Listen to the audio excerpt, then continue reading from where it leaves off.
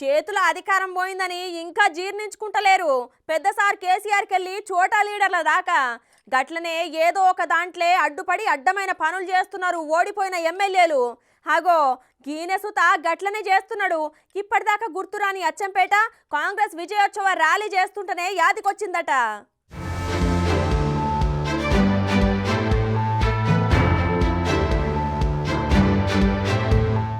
ఏంది police station ముంగట ఏమో ధర్నా చేస్తున్నారు. ఓ అన్నలు ఏమైందే?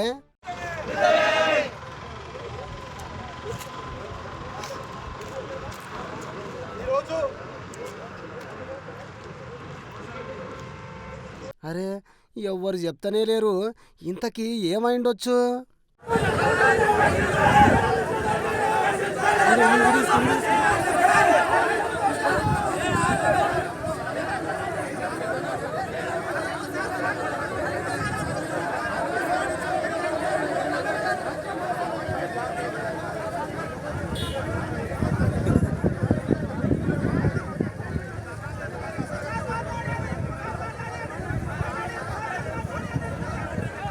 ఓయమ్మా, పోలీసోళ్లకు జనాలకు మధ్యలో లొల్లి గట్టిగానే అవుతున్నది.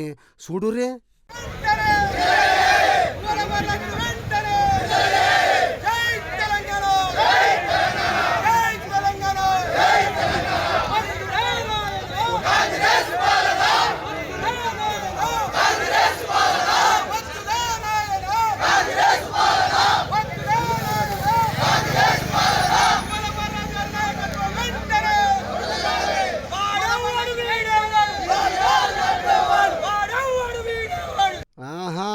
లొల్లి చేస్తున్నది బీఆర్ఎస్ కార్యకర్తలా?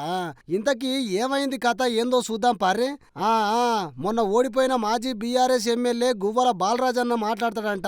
ఇనురి.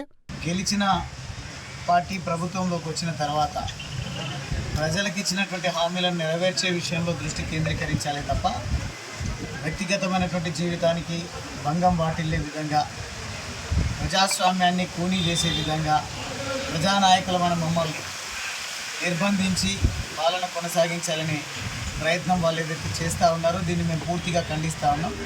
ప్రత్యేకించి నా నియోజకవర్గం అచ్చంపేట నియోజకవర్గం లింగాల మండలం అంబటిపల్లి గ్రామంలో గుడి ప్రారంభోత్సవ కార్యక్రమానికి నేను నా సతీమణితో సహా కలిసి వెళ్తున్నటువంటి సందర్భంలో మధ్యలోనే పోలీసు వారు మమ్మల్ని వెల్దండ పోలీస్ స్టేషన్లో అరెస్ట్ చేసి ఉంచడం అనేది నిజంగా బాధాకరం, శోచనీయం. దీన్ని తీవ్రంగా ఖండిస్తూనే వినరా, ఓడిపోయినాక మొదటిసారి అచ్చంపేట నియోజకవర్గ పర్యటనకు పోతున్నాడంట బాలరాజన్న. ఇక వెల్దండ ఊర్లకు రాగానే బాలరాజన్నను పోలీసులు అడ్డుకున్నారట. మీరు ఓనికే వీలు లేదు సారు అని. అరే ఎందుకు ఓనియవు, ఏంది కథ అని అడిగేసరికి ఇయ్యాలనే అచ్చంపేట ప్రస్తుత కాంగ్రెస్ ఎమ్మెల్యే వంశీకృష్ణ సారు విజయోత్సవ ర్యాలీ ఉన్నదట. ఆడ ర్యాలీ నడుస్తున్నది. ఇక మీరు మీ నాయకులతో పోతే ఖచ్చితంగా పెద్ద పంచాయతీ అవుతుందని మళ్ళా ఇంకో రోజు రారి సారు అని చెప్పినా కూడా వినకుండా ఇట్లా కార్యకర్తలను రెచ్చగొట్టి ధర్నాకు దింపిండు గువ్వల బాలరాజన్న. దీంతోనిగా చేసేదేం లేక బాలరాజన్నను ముందస్తు అరెస్ట్ చేసిరట పోలీసులు.